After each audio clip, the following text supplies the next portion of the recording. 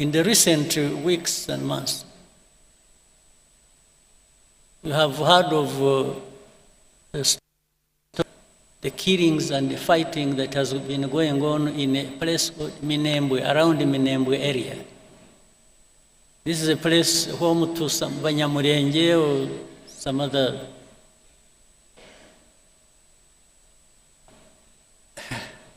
What is disturbing? At the beginning, when even in our argument, when we told them what is really happening on the ground and telling people how, telling the powers that be what was going on, and say people are being killed, they are being, drones were firing at them indiscriminately. In markets, in churches, many people died. Maybe, hopefully one day people will go there and investigate and will find the truth. But what was disturbing was that in that same conversation and argument, somebody says, don't bring up that issue, it is none of your business. So which for me looks like, it's like the story of Paul de Joux. It's like that those people being killed for their identity and anything is none of your business. Shut up, we are going to kill them anyway. I mean, I'm just calling a spade a spade. It's like, shut up, it's none of your business. They didn't even say, are you sure they are being killed? Or are you creating a story or what? No, it's like, that's none of your concern. But if it is not my concern, maybe it should be yours. Why are you not concerned? And things keep getting worse and out of control every time. So where we are now, we just told, remove your defensive measures. Whether we are associated with and helping FDLR, with the Congolese army and the government to do whatever they want, and then in exchange you have whatever we want, just shut up. This is what we are being told. But making people shut up, just shut up, I think is going to be probably more difficult than people think.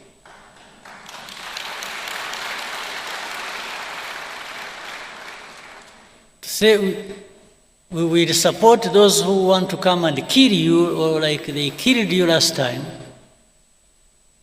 or we will handle it the way we want, so shut up. Well, I only shut up when I'm dead. That's when I'm coming.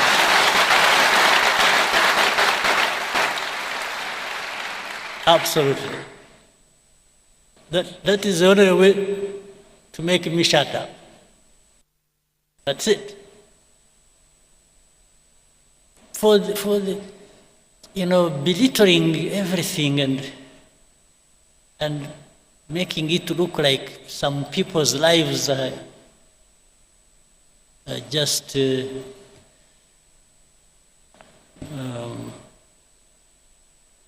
maybe, I don't know.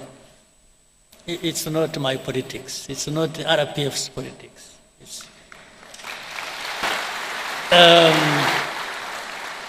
We are a small country,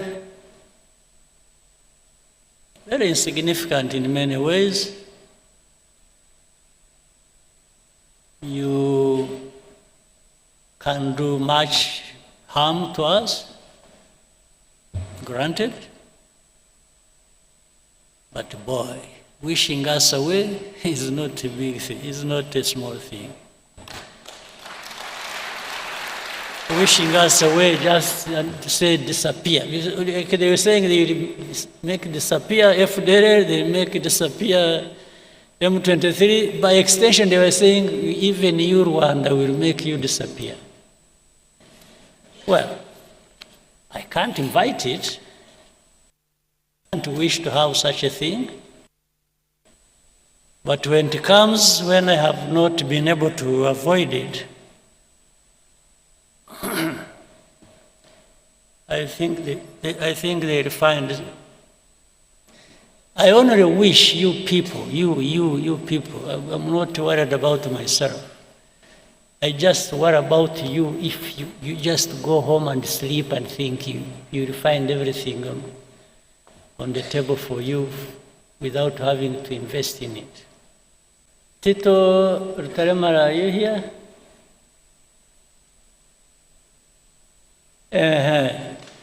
I want to know where you are around. I want to tell the story. You know, in actual fact, igihugu cyacu kivuye kure. Ewe, ntikiravayo neza. Turacyavayo. Acyari byinshi. Impamvu mvuze Tito, it's a bit of our history ijyanye na what happened to us, the genocide tragedy. I want to build on it to tell you some other things. The genocide that happened, there are indications of things that happened as far back as the 60s. That continued. Nubwo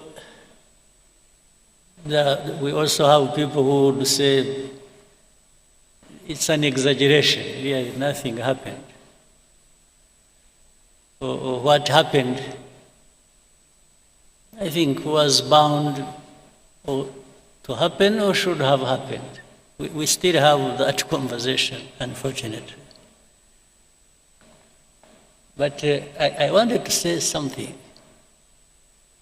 I don't say it a lot. It comes to my mind once in a while. And Tito, you were one of those twari kumwe in 1991 in Paris.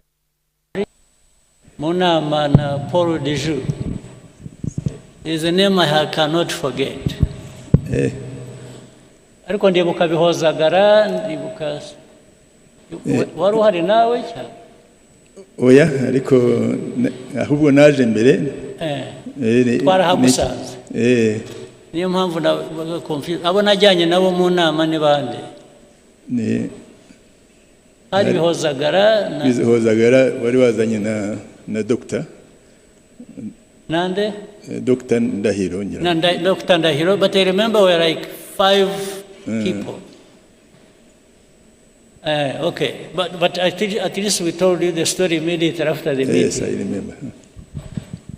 Sit down. 2 things happened. And I'm saying this because recently something else came up that was a bit disturbing.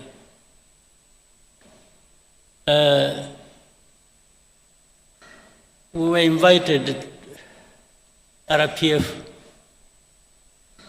to go to Paris. We were supposed to meet some people from Habyarimana's government. It was about, according to what we were told, to talk about peace. In fact, the RPF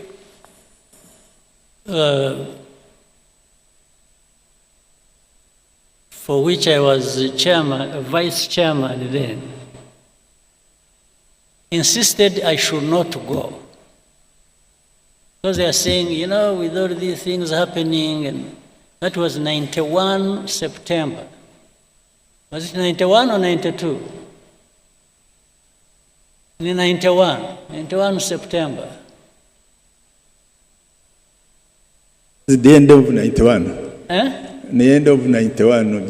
Yes, it was particularly, I remember, 71 September, I think it was 22nd.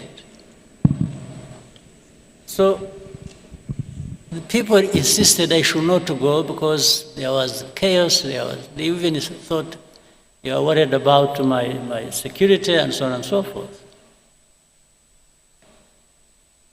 So, but I insisted. I told our people in a meeting, which was very people, I said, you know, if we don't go, and they, by the way, they insisted I should be the one to come.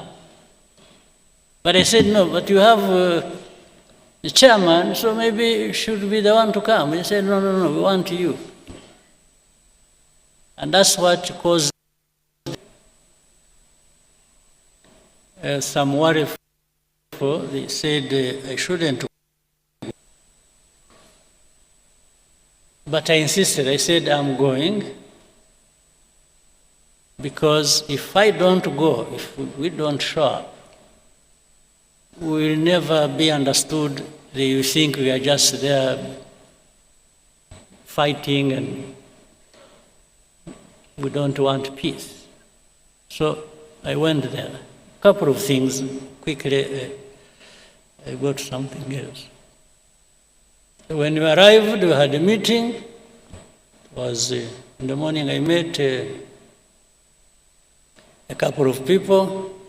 One was a man who was, I think, a Director General in Foreign Affairs in France. And that man was called Paul de. I followed him. He even later on became ambassador to Mexico, then went somewhere, and then he's now an old man like me. He's 90, must be 90 something, 96 or something.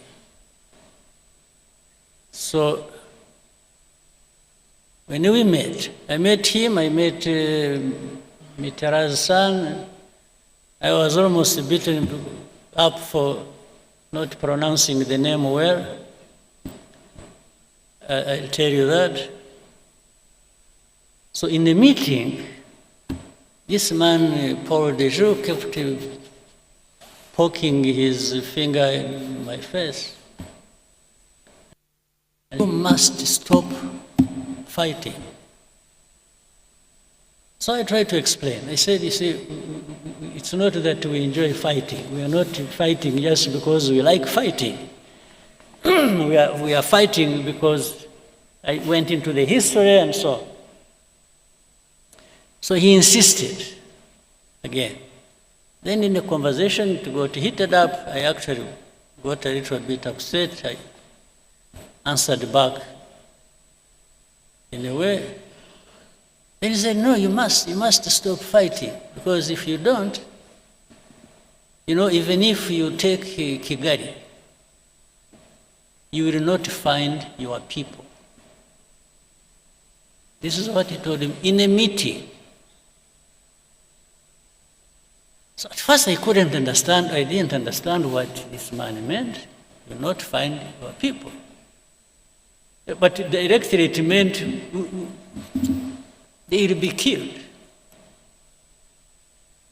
So anyway, the meeting happened, got finished. It was not a good meeting. And as we were going out, he accompanied us in the corridor, and then he said, hope to meet you next time but he was being sarcastic, when you are the commander of the new army of Rwanda. I said, yes, sir.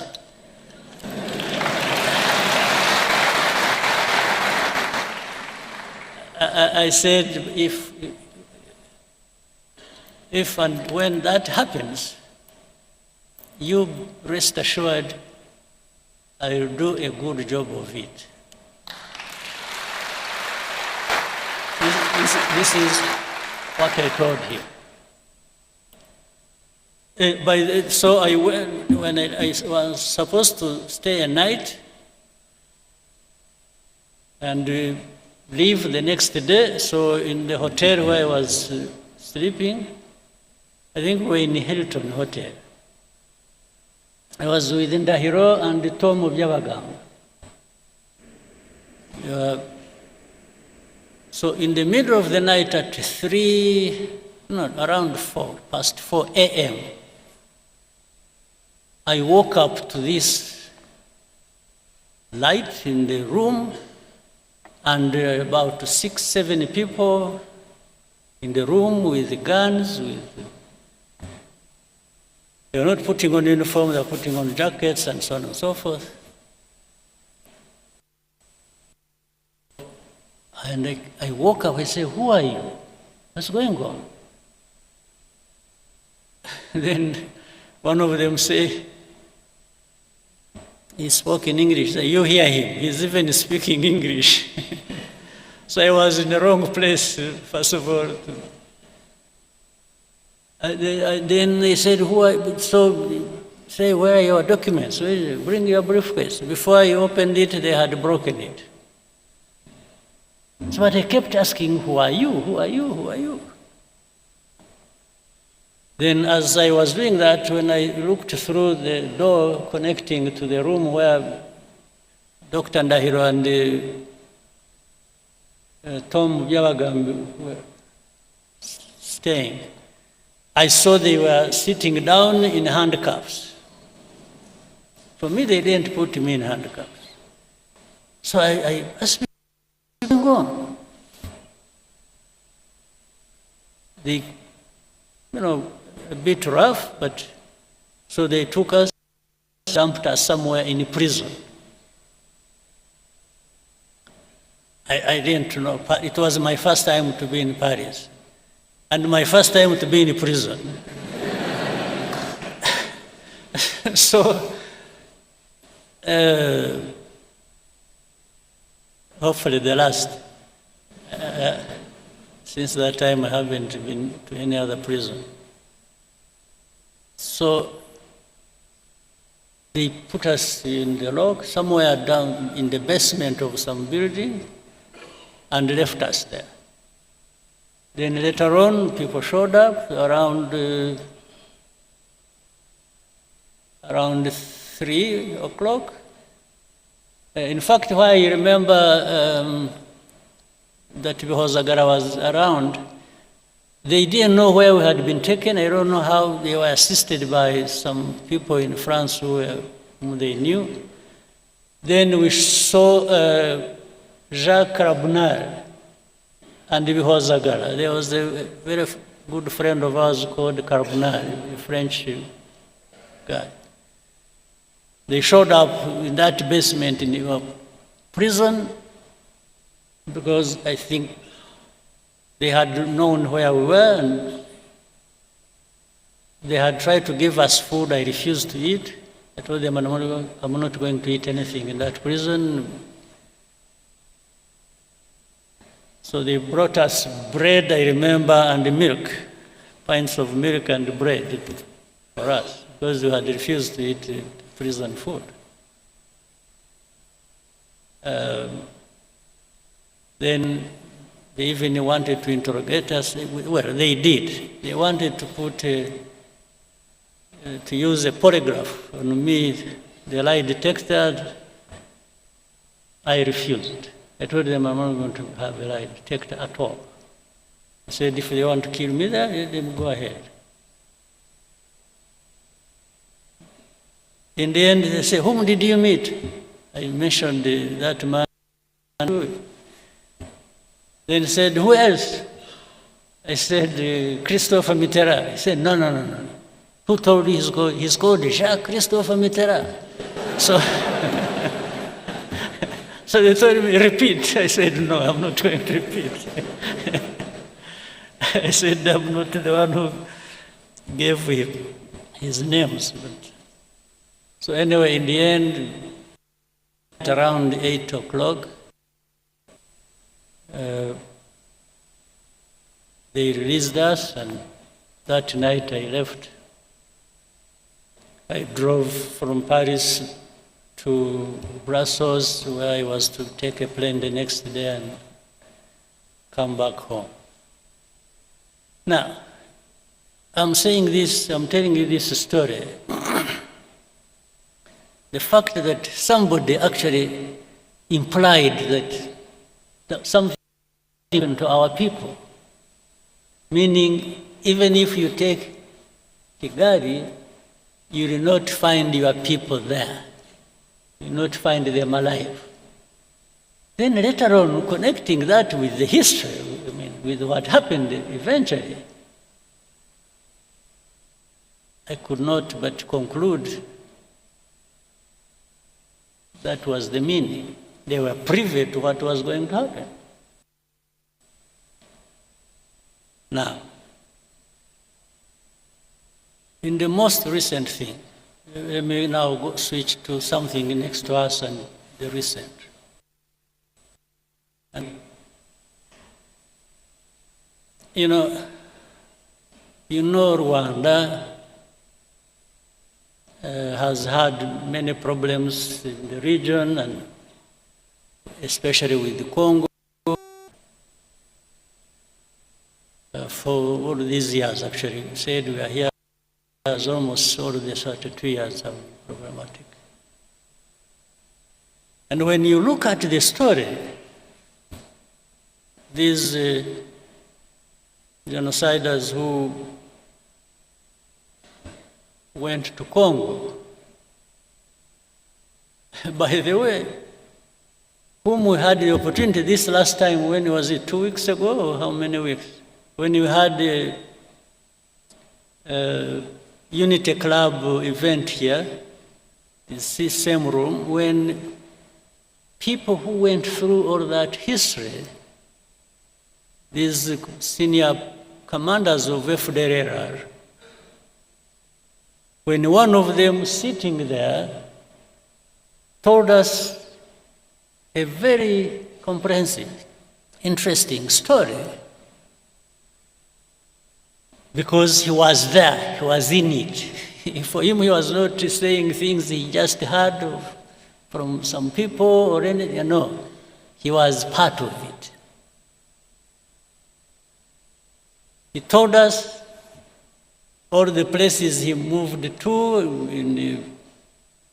in Congo, and the officials he worked with, and colleagues who up to this day have been integrated in the armies and other institutions in Congo, and he named them by names. He told us the story of even how he went to Burundi and everything he did there, and the names of people who did what, who are still there, who left, or something. He's an encyclopedia on this. And he actually was part of it.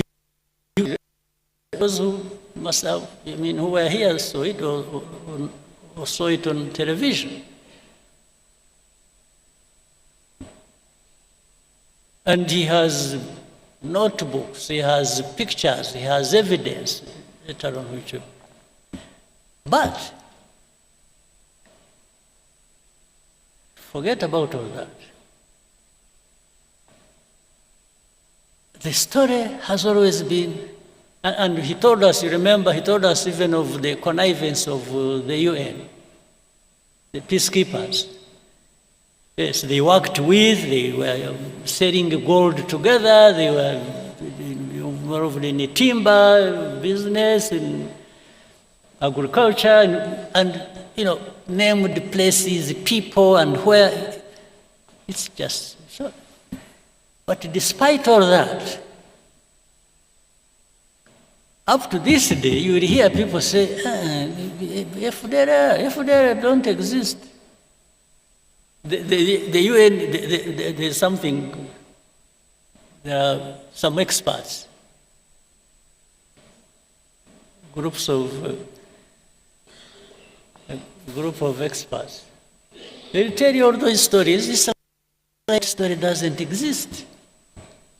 Or if they say it, they will say it so lightly that you should believe it doesn't matter. Okay.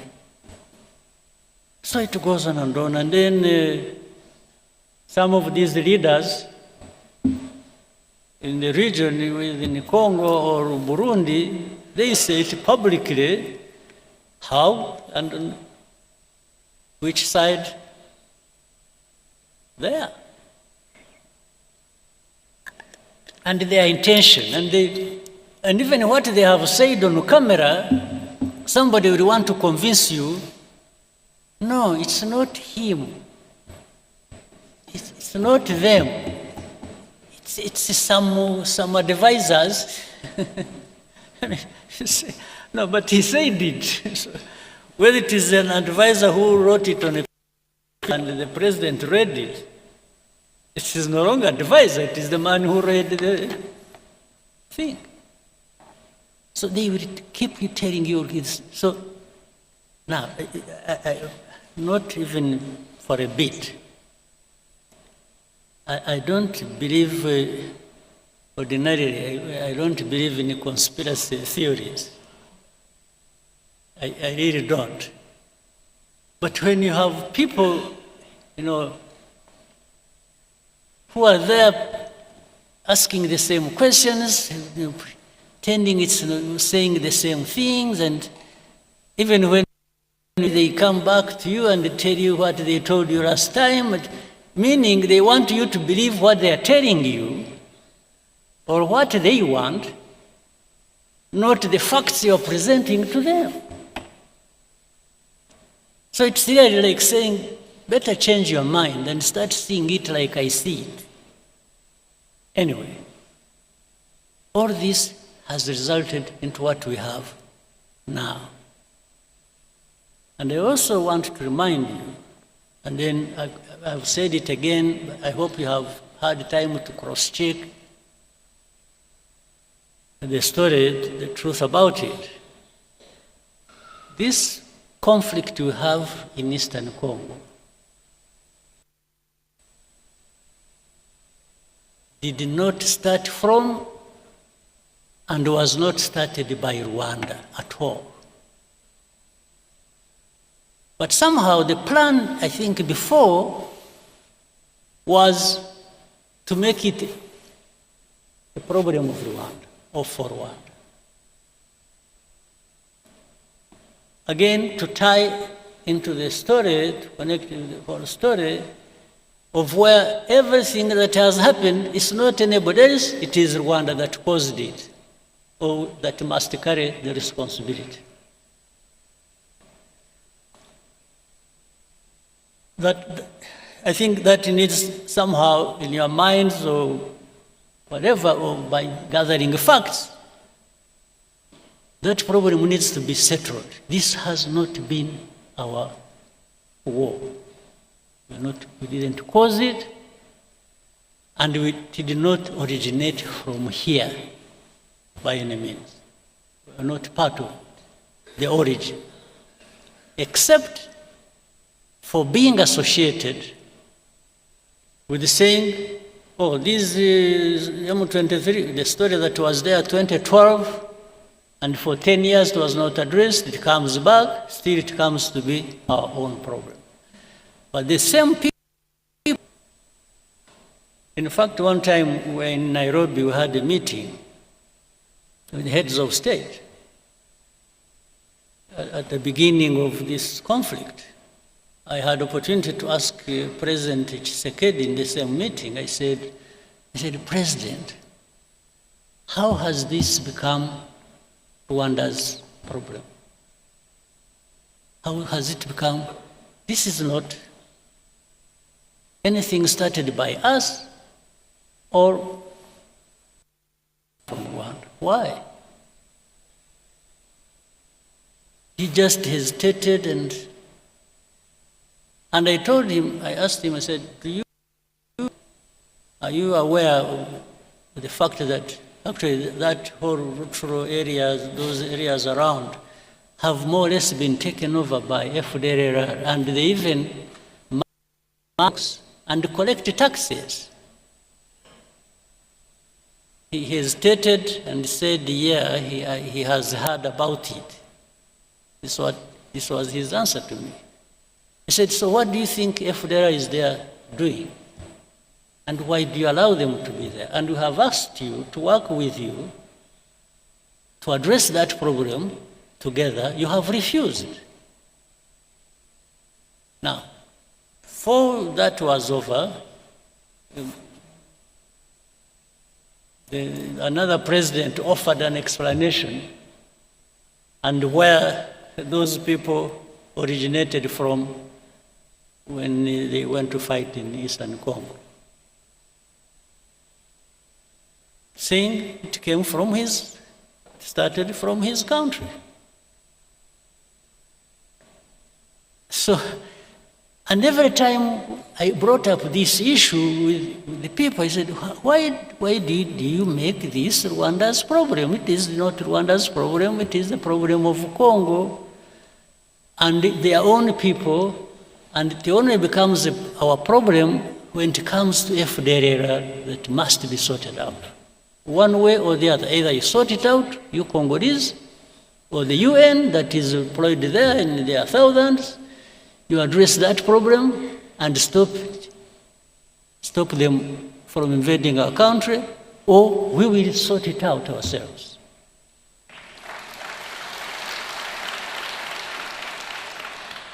Eventually, that's how we went into this matter. Now, to the recent things. Whatever happened in between, I try to cut a very long story short. A lot of manipulations started happening. They would call us one day in one capital, they would call us to Rwanda, we go there, we discuss things and raise the things the way we thought should be addressed. That one doesn't work well, then next time we are invited to go to Doha, then we go to Doha, then next time we go to Washington. And in between, we went to Dar es Salaam, Nairobi, we went wherever, talking about this. But there was one thing that was constant. Congo, or the leaders of Congo, didn't want peace. They wanted to continue supporting FDLR against us. In fact, later on, they were joined by some other countries' armies. You know the story about Goma and Kava and so on and so forth.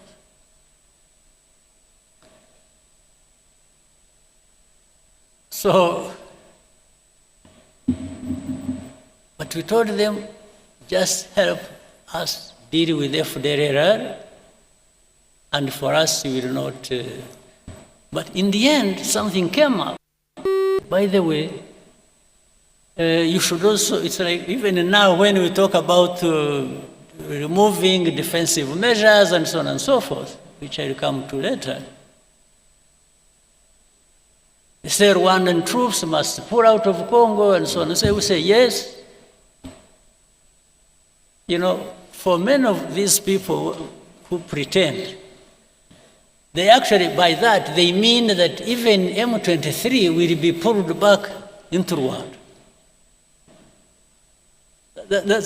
That's something hidden behind. It's like they expect us to be receiving M23 here. Now, that goes into a long debate. Whether or not, and how these people are Congolese or not. That's now.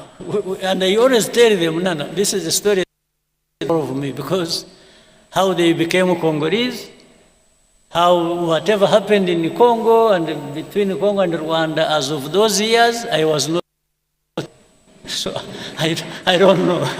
I cannot be asked to answer for colonial times problems. I was not there. And Rwanda is not responsible for that. Now we go into the last thing we went to when you went to Washington, and which the whole process has resulted into sanctioning Rwanda, sanctioning RDF, sanction. It's just sanctions. And Someone to tell them, say, wait a minute, let's understand each other. What's going on? And there is no time. There's no time for Rwanda to be listened to. It's just sanctions. The sanctions, that's what we said, that's what we're doing, that's what we do. Now,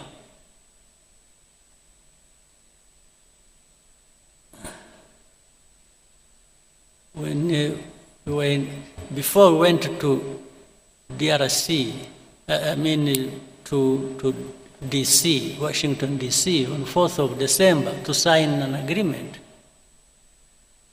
A couple of months before that, we had been actually giving information of what was going to happen in Uvira, owing to the troops that were moving there from Burundi and the Congolese army and what they intended to do and so on and so forth. We gave them everything. They know it. You can't deny it. It is on record. It is in writing. So when Uvira fell, then they got an opportunity to say, okay, you know what? Let's frame it as Rwanda literally insulting President Trump and defying Washington and disrespectful. They didn't. So they are the ones who caused the Uvira. And we told them, so this Uvira was, we forewarned you about Uvira 2 months before signing the agreement. Said, how can you hold us responsible for this? Then, initially I thought the initiative they had brought up of saying, you know, they want to resolve the problem of, first of all, the political problem internally, then the security problem that concerns Rwanda and the region, then the economic partnerships between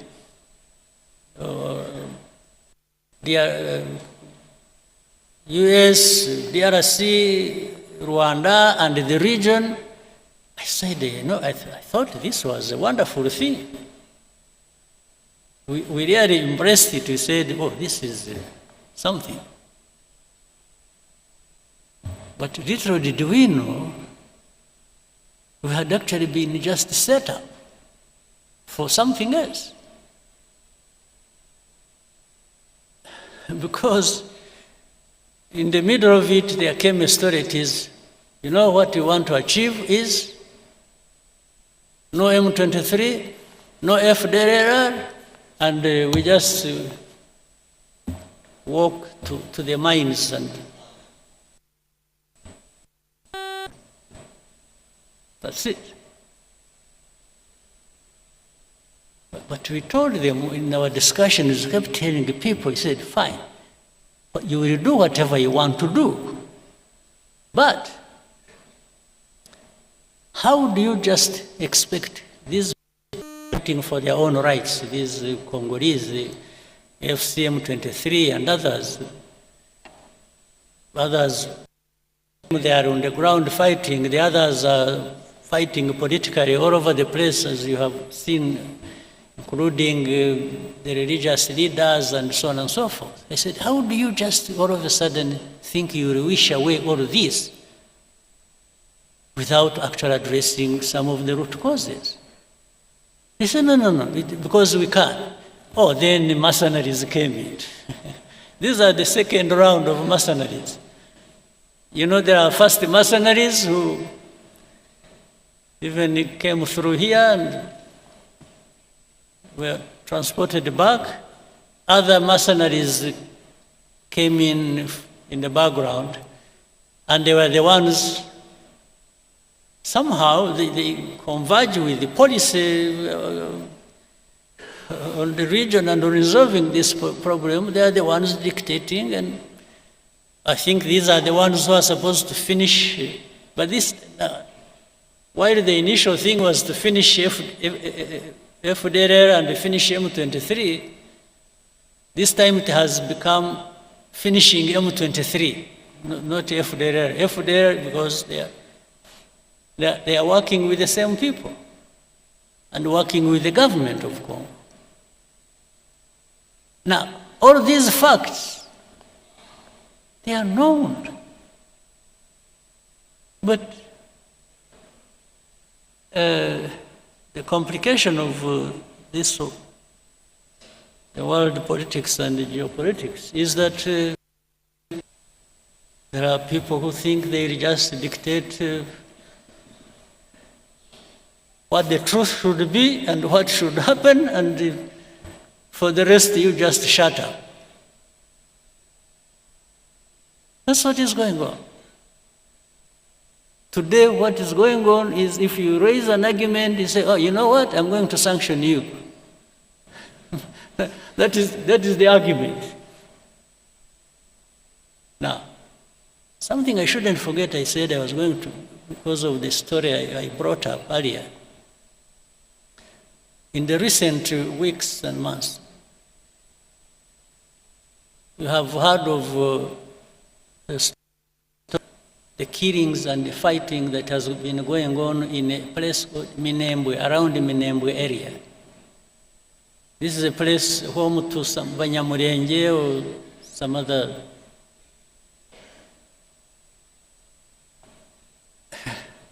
What is disturbing?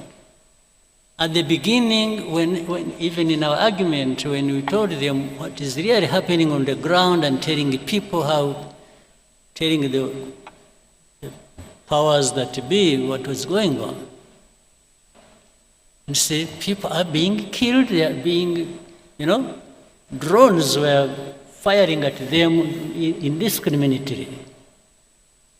In markets, in the churches, many people died. Maybe, hopefully one day people will go there and investigate and will find the truth. But what was disturbing was that in that same conversation and argument, somebody says, don't bring up that issue, it is none of your business. So which for me looks like, it's like the story of Paul de Joux. It's like that those people being killed for their identity and anything is none of your business. Shut up, we are going to kill them anyway. I mean, I'm just calling a spade a spade. It's like, shut up, it's none of your business. They didn't even say, are you sure they are being killed? Or are you creating a story or what? No, it's like, that's none of your concern. But if it is not my concern, maybe it should be yours. Why are you not concerned? And things keep getting worse and out of control every time. So where we are now, we just told, remove your defensive measures. Whether we are associated with and helping FDLR, with the Congolese army and the government to do whatever they want, and then in exchange you have whatever we want, just shut up. This is what we are being told. But making people shut up, just shut up, I think it's going to be probably more difficult than people think.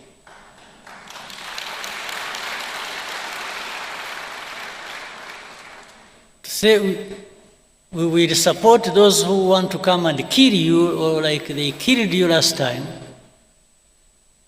or we will handle it the way we want, so shut up.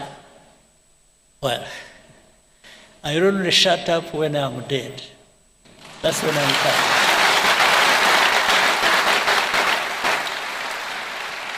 Absolutely. That is the only way to make me shut up. That's it. for the belittling everything and making it look like some people's lives are just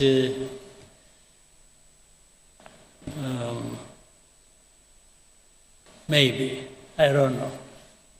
It's not my politics. It's not RPF's politics.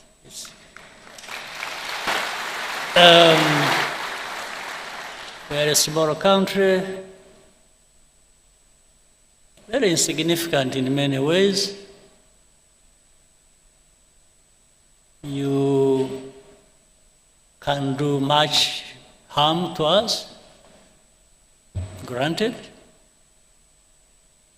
but boy, wishing us away is not a big thing, is not a small thing.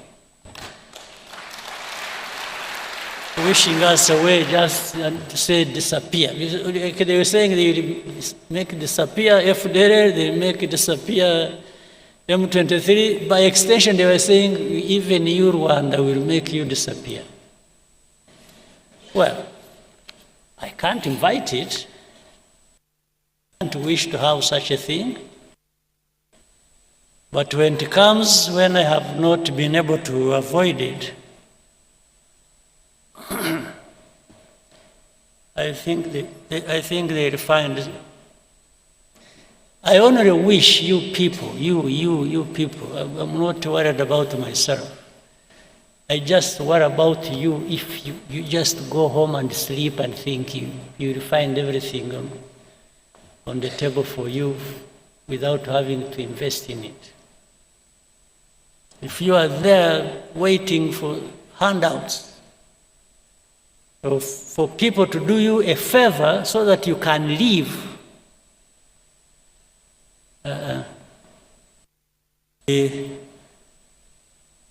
very sad and absurd, and it will be a lot of our time and value wasted. I hope that will not happen.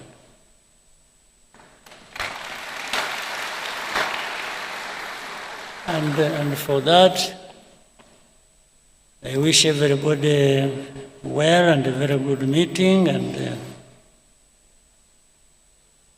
I hope to see you next time. Thank you.